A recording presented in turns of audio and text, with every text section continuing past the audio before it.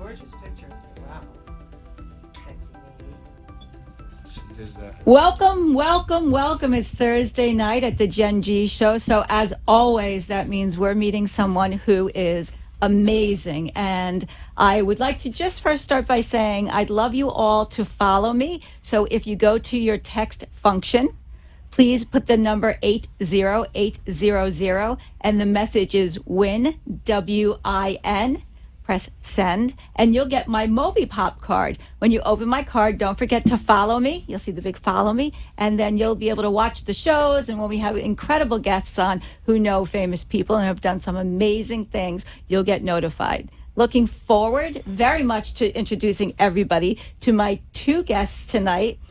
First, I have R. Peter Evans, songwriter to the stars, I'd like to add, and Doug, and he is a musician extraordinaire. So welcome to the show. Thank you. Thank you. Happy to be here. Awesome. So when we were talking, I told you that I have zero musical talent, and I think I could shut a karaoke down in seconds because Not with your looks. I could potentially be tone deaf. I loved your story about how and why you learned to play the guitar. So tell me a little bit about your journey. Okay.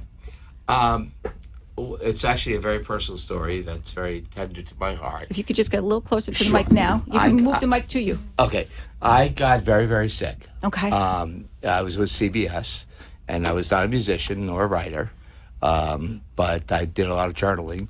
I got very sick, and the thing that healed and inspired my soul was Bruce Springsteen. And I'm fortunate enough to have met him and worked with Clarence a little bit, and but not musically, and so I figured, well, you know what? If I'm laying in bed for 5 years, I'm going to buy a guitar and I'm going to learn how to play songs by Bruce Springsteen, because that would heal and then get me through my day. Your own music therapy. My own music therapy, yes. I bought a guitar, electric guitar, which I quickly returned for an acoustic guitar. I like that you went big electric right away. Yeah, exactly. So I didn't need to plug in. I sat in my bed, and I put the guitar in my hand, and I wanted to learn. In tabulated music, they can show you how to finger chords pretty easy enough. I learned an E minor and an A minor, but nothing about Bruce came out. The first thing that came out was, she drew her last penny from the local trust, put her little boy on the Greyhound bus. I left Beantown with a dream in my hand, the dream someday I'd be a man. And I thought, I called my mom, and I said, does that sound like a song? And of course, she's my mom. So, She's like, it sounds like I hit. Yeah, I might as well have been Bruce Springsteen calling her. So, and I didn't learn to play Bruce, but all of a sudden, in a very visual way in the air, I saw lyrics. I saw words. Oh, wow. And I just put them. I did not know how to play the guitar, but and I still don't. But I saw a million lyrics in the air, and I just chose for them what I wanted to put together, and it healed me. Yeah. It healed me. And that healed you. So let me just ask, so did you have a background in poetry? Did you even know this was in you? No, This came out of left field. it came out of hovering around death. Yeah. Oh, wow. That's the change. That's what inspired, like, that's what opened up your mind. Yes, and it made me aware of the higher power that gifted me with certain things, and it made me available, emotionally available to them. And did I know it was going to come out in lyrics? No. I still, for musicians out there, I still play in a 1-4-5 progression. Thank God for Doug, because that's a very pop, simple progression. Okay. But I've written 107 songs. I've never taken pen to paper. They're all the lyrics in their air. I think they're already there, and I'm either available to them or I'm not. So you literally have never sat down and said, I'm going to write a song. Never. You could be at dinner somewhere and all of a sudden lyrics are in the air and you just are saying, here's a song. One time, I got hired to write a song for a movie. And they gave me the script, and I had to write this song for this movie. It was the worst experience of my life because it was contrived. Right. I was trying to make it work, and they loved my lyrical ability.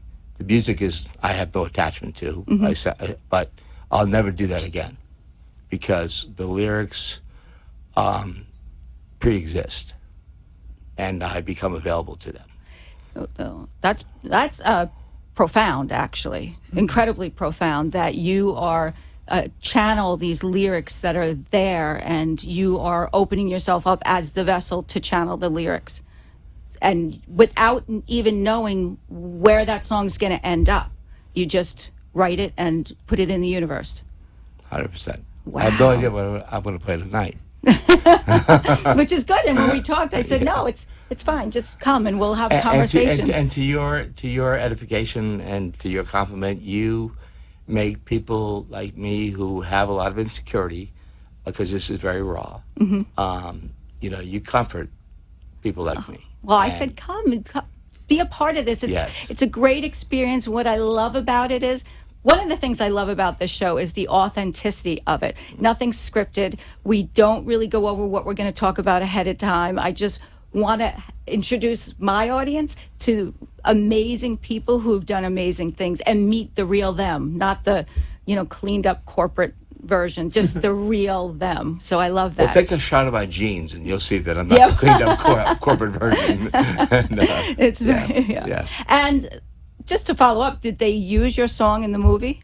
Yes. Can you say what movie it was? It was called Forever, and it was actually more of an international film festival kind of movie. Okay. And my song played 30 seconds before the movie ended, and then through all the credits.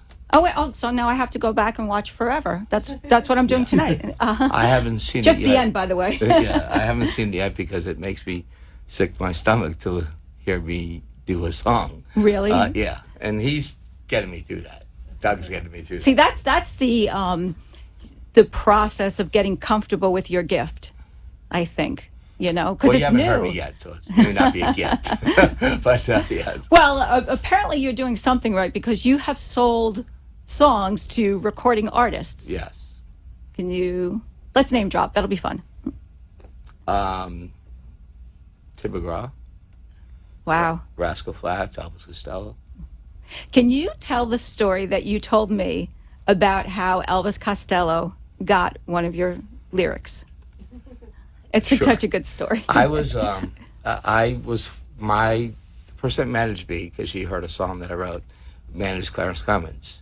So he had passed away, and Bruce played at the Apollo Theater before he went on his, I think it was the Wrecking Ball tour. Okay.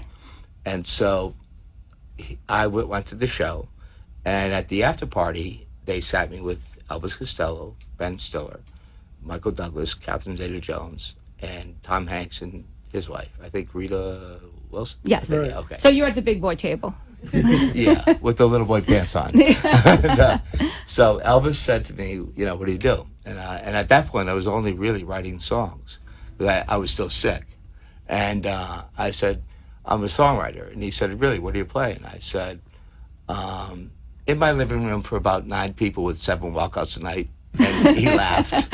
And he said, no, really. And everyone laughed. And I said, no, really. In my living room for about 9 people with, on a good night, 7 walkouts. So he said, that's funny, because most people in this business are trying to get into this business, make themselves bigger than they really are. Right. And I said, well, trust me, I can't make myself smaller than I really am. And so he said, do me a favor. And he took a selfie of us. And he gave me his iPhone. And he said, write 2 verses from 2 different songs on my iPhone. Type them in. I did. And his words were, I can't swear on the radio, but his words, I won't swear, his words were, see, if this were signed by Bruce Springsteen, Leonard Cohen, Bob Dylan, or even me, Elvis Costello, people would say, do you see how blah, blah, blah, blah, brilliant this guy is? He said, all you are is an undiscovered, brilliant lyricist. Wow. Keep it up. And then 3 years later, 1 line in 1 verse that I wrote, this is how much integrity he has.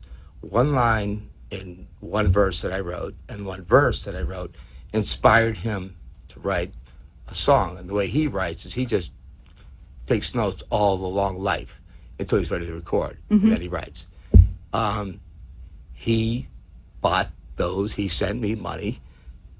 Not a song split, Right. but he sent me a check because he said he would never have written the songs that he wrote from those lyrics. And so, right, to your point, talk about integrity. You may have not known, but that would be something that he would know, and it's crazy. I never imagined that. Yeah. And you know, one thing that I think writers, you may be able to speak to this better than I do, but you know, I write because I own things that I need to disown, and so I sit in a dark room. To the dismay of my children, I sit in a dark room and I write. And you know, we're all writers need validation for sure. And so when I write, I never ever think that anyone is going to hear the song, ever. I don't write with that. And I'm a businessman. Right. The other side of my life is the GM of the South Florida Chamber of Commerce. Right. So I operate on the business level, but not my songwriting is raw, real, and it's cathartic. So I don't think in terms of selling it. Now I have a manager that manages Clarence Clemens, Darlene Delano, and they take it to places that I'm way too insecure to take it. Wow. Wow. So I see we have instruments, and I want you to be able to play something that it's an original song that you own. Nobody else has the rights to it because that's how we get in trouble. Right. Right. And we also have some things that we need to do on our end logistically that we can't play 9 hours of a song. So we're going to play a snippet, and let's, I don't know, pick something. I'm super excited. Okay. What's the name of the song? Or you don't know yet? Living My Life Clean. Living My Life Clean. Okay, great. Yeah. And I was at Recovery Unplugged, and I should announce that, but But that's part of your process. That's who you are. Exactly. Yeah. The biggest thing that addicts have issues with are not being truthful. So to be free to say, this is who I am, this is where I am. So thankfully I'm clean. So it's called Live My Life Clean. How many? I'll put the first two verses, I guess. Yeah, we have about 30 seconds is what we can Just do. cut me off. I gotcha. Okay.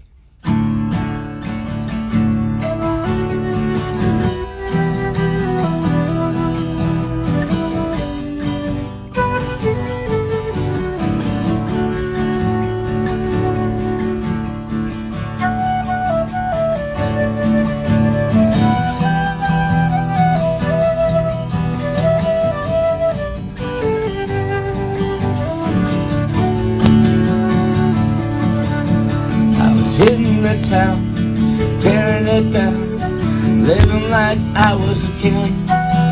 Okay, that's 30 seconds.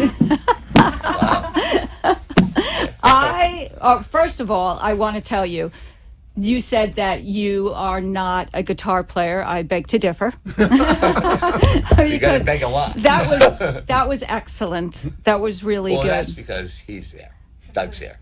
I mean, the flute is definitely beautiful and adds a melody to the song that makes it so much richer than if it was just an acoustical guitar, for sure. You know, and did you write this song when you were in treatment or after you came out? When I was in full-blown addiction. Oh, wow. Hope. It was a song of hope. Okay. Oh, I didn't even know that. Yeah. Interesting. I knew I'd get there. Okay. And you knew you were going to do recovery, and so this is just... Not at the time. Oh, and? But I knew I was better than addiction. Okay. Wow. Interesting. And that's why you say hitting the town. Yeah. Yeah. I had a VIP table at South Beach. I had my phone rang off the hook. All the money in the world. Velvet ropes are open. But I was hitting the town, tearing it down, living like I was a king. The sun was coming up, but I was coming down like a bird on a broken wing. And that's what was going on. Wow. That's really good. The other thing is you just need to talk a little closer to Sorry. them. You can move the mic to you, actually. Okay. Perfect, yeah. Sorry, folks. I've never done this. No, you're doing great. You're doing thanks. fantastic. Thanks. You are. Okay. So you knew you were living like a bird with a broken wing, and Coming down like a bird with a broken wing. oh, so that's you're coming down hard, like that's a slam. Wow. And has anybody heard this song? Are they looking to pick this song up, or is it not been put out there yet? They're looking to pick it up, but they don't have the inflection that it needs from me. I own this song it's too personal to just have somebody commercialize it. Yeah, that makes a lot of sense to me. Yeah. Yeah. Because it's a song about at Recovery Unplugged, which is owned by Steven Tyler and Joe Bonamoso. They get it, and I'll let them use it, and that place use it. But I don't want it to be commodified without the meaning that I wrote it in. You don't want it. Yeah, I completely understand. You don't want it to be, I guess, taken for granted for No. what the spirit of the song is. Exactly, because it is a painful place to be. I can imagine. I don't want it to be slighted, Right. or just diminished, misused. Great word. Yeah. And so, one thing about writers is the words that we write, as much as we need to disown them. My mouth is so dry, I'm so nervous. The words that we write, we do need to disown on some level, but in the right way, to the right people. Yeah. No, I 100% agree. And music is so powerful. And personal, too. Yeah, and personal. That's right. Definitely personal. What is your favorite song that you own, that you've written, that you still own? My Savior is in God's disguise because it saved my life. Wow. Can we hear 30 seconds of that? Sure. Maybe a second verse Yeah. so we can hear the lyrics. You did the last verse. Oh, So yeah, it's about last my verse. kids. Okay.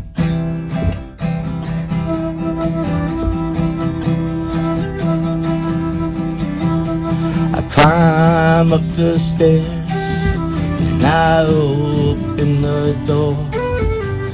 My heart in a million pieces, they deserve so much more. I watch them sleep, the three that are born. 'Cause in my heart of hearts, notice them keeping me holding on. Oh, my gosh. All right. So I wait till they rise, and I look in their eyes, and there lay my Savior's in God's disguise. I loved it. That was, and I hear you get emotional. I do. Yeah, I do. I hear you get emotional. I don't like to get emotional, but I do. Right. That is fantastic. Thank you. It's really good. And your songs are like so heart touching and profound. I have to tell So you. when I met him and we performed for the first time. Get closer to the mic, please. We performed for the first time. I didn't know any of his songs. He still doesn't. I still he don't. hasn't heard that song. I'm able to, I have this gift where I can play with someone Capture, not play, but capture. and just capture the essence of their So you had never heard any songs before. You start hearing him strum the beginning of whatever he's going to start, and Yeah. you can right there decide what. 100%. Yeah. That's amazing. He's never heard that song. No. What? No. Like that's No. that's like mind blown No, right there. no, the You've first never song that I heard that played. song. I thought No. that this is like we've been rehearsing But this. No. I got perfect pitch, so I can immediately feel what key it is in, and then I can feel the emotion of him, and so that I can literally, like poetry, I can start to weave I in thought and you out. said it so perfect when you told Doug that you play your flute to the words of my Oh, so right, what Sim said. Sim is Doug's wife. She's off camera, but she said that you play your flute to the lyrics of He the song. doesn't color my chords. Right. He plays notes to my words. Right. The texture, the tonality. And let me tell you something. We are in different leagues, truly. I know you don't like me to say that, but we are. He's a musical genius. And his generosity of spirit to play with somebody that has my talent is a gift. Because when we talk about this, you say, I'm not a singer, I'm a songwriter, I'm a lyricist. But I've seen video of you singing, and I have some raw copies of your work, and it's excellent. You're just in love with my looks. We were talking, you were telling me that you have some songs that people are interested in now, and the hope is that we might be able to hear these coming up. Sure, absolutely. They're Nashville. I'm a Boston boy. Okay. I guess but I'm a storyteller, and that's all about Nashville. And so, and once I finish a song and I'm done with it, I become a businessman. Right. And I go to Nashville, and I say, this is real deal stuff. This should be on the radio. And if I can't get to the front door, I'll go through the wall. So I have both those sides, because most songwriters wait for the audience to come to them. Right. That's not who I am. And you play locally. You just played this week. Where did you guys play? It was King's Head Pub on Atlantic Boulevard. Oh, King's Head Pub on Atlantic in Fort Lauderdale. Yeah. Very And nice. so he didn't want to come, but he I did. threw up in the parking lot. So you really do. Now, do you do it because of clearly what it sounds like performing for you is very anxiety ridden? Are you workshopping songs there to see what resonates with people with lyrics, or? Absolutely. Yes. Okay. But with Doug by my side. Right. I don't think he would do it alone. Just maybe get No, closer there's to. no thinking about it. He wouldn't do it alone. You're He's- his safety blanket. Yeah, I make him feel comfortable, and then he And he performs. gets me. Well, I think because your songs are so raw and just you're putting your life out there, you have to play with somebody who gets it, who feels it, who loves it. And has zero interest in overshadowing me. Right. Yeah. Zero. And that's a generosity from a talent like this that is rare in the music business. Because you're so used to accolades and having people tell you what it, Of course. what you're. So then to take a back seat to somebody else, that's genuinely giving, and that That's is so much better for me, mentorship. because it makes me appreciate him more, and I see him growing. He's actually getting more confident, Right. and so that's amazing. Ah. And how long have you been doing this writing and performing? Because I know it's new, A couple years. and that in the music business, that's new. Well, very new. Very new. And where are you guys going to be playing again? Do you know? We have no idea. Wherever the wind takes Maybe us. Dada. Maybe try Dada Monday night. Maybe, Dada and Del Yeah, Rey. Dada, right? Well, make sure you tell me where you're going to play, because I'll hook it up to the show, and I'll make sure people know where to Oh, find you, cool. and we can fill the room. Why not, right? Absolutely. Boy, that must be gorgeous, because I can't imagine you doing that. But yes. Yeah, absolutely. Okay. I'll link it, and I'll put it up, and we'll start just to make sure, because people. We talked about this on some other platforms that I'm on. We live in a really interesting time with social media and anxiety, and I feel the anxiety in this country is at 1,000%. So Yeah, when absolutely. right, Yeah, so absolutely. when you can hear songs to have people what they've been through, it gives hope to other people, and you don't even know what other people are going through, and they hear this and it touches them. You may have just taken somebody's life and changed it. Because I think music heals people, I think so too. and his music is really emotional, and it's healing. And I keep telling him, you need to write some more positive songs too. But you said you don't choose the songs, the No. lyrics choose you. So Yeah, I become available to whatever's in the air, and Right. I pick out things. But I did tell a song called the Hangover song, because somebody told me you sent me a CD with 5 songs, and you have to break out the antidepressants and hide the guns and knives. And so I said, I can write a happy song, and I wrote a song in about 3 minutes called the Hangover song, and Jimmy Buffett's manager bought it. really? Yeah. Oh wow! It's an upbeat song. Yeah, very upbeat. I had no attachment to it because I was just trying to prove a point. But You're like, all right, I can write something yeah, don't upbeat. tell you. How dare fun." you? Yeah, I work with another songwriter who's who writes very dark songs, but he's kind of like a rock and roller. But he's an amazing writer, you know. Right. And he's very passionate, just like he is. And he's an amazing guitarist, and so I play with all these people that I just like to help them, you know what I mean? Yeah. It's not really about me. It's Never about, has been. It's about the music. Exactly. And it's Wow. about elevating somebody else. And Yes. but I have Just to get say closer something. to your I have to say microphone. something about you, Oh, okay. because I met you at a Chamber of Commerce luncheon. We did. Yes. Oh, Yes, okay. yes. And there's something I learned in life a long time ago. The best way to live your life is to bless the lives of those whom you're privileged to encounter. And you do a wonderful job at that. Oh, thank you. You really do. On the business side, on the emotional side, on That's a very lot of sweet. levels. And as stunning as you are, you're deeply soulful, and you're meaningful, and you're purposeful, and you're brilliant. Oh, well, Yeah. thank you very much. I really, really You were in all the appreciate it. right lines when God made you. Thank you very much. Thank you. I know we have just a few minutes left. First, how can people get in touch with you? They really can't. Okay, so Can they get in touch with you? yes, if you go to the number 80800 on your text and text the word win, you can get in touch with me. And Jen will find And me. then I will find him. And if you want to know where they're playing, stay tuned and I will let you know. I know you have a very active Facebook page. Well, Sim does. So how can people find you and see your work? Well, I'm performing sometimes 6-7 days a week, and I'm actually performing at Dada's with Tony Tata, who's an amazing. You're performing at Dada with Tony Tata. Okay. Isn't that funny? Yeah. On the Lyrically, that's got to be something. on July the 19th, and it should be a cool show. Awesome. And What he's time a- are you doing that? Oh, it starts at 10, so it's for late nighters. Okay, It's a Friday 10 night. o'clock.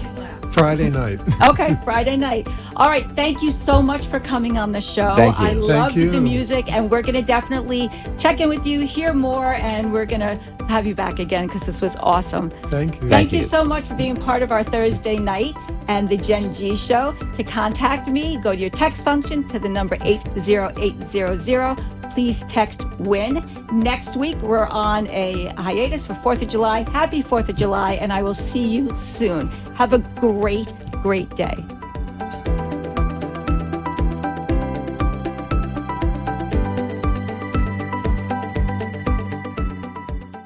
Thank you for joining V Connects. To share your story, please text SUCCESS to 80800 and be